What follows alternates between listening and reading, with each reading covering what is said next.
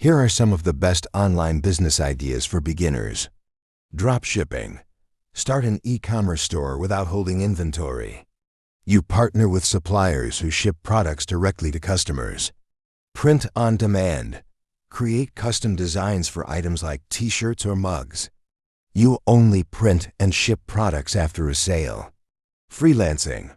Offer skills like writing, graphic design, or digital marketing on platforms like Upwork or Fiverr. Online courses or coaching. Share your expertise in a specific area by creating and selling online courses or offering coaching services. Affiliate marketing. Promote other companies' products and earn a commission for each sale made through your referral. Content creation. Start a blog, YouTube channel, or podcast. Monetize through ads, sponsorships, or merchandise. Social media management.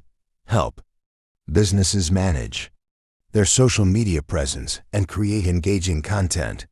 Virtual assistants. Provide administrative support to businesses or entrepreneurs remotely.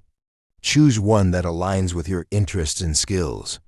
And start small to learn as you grow.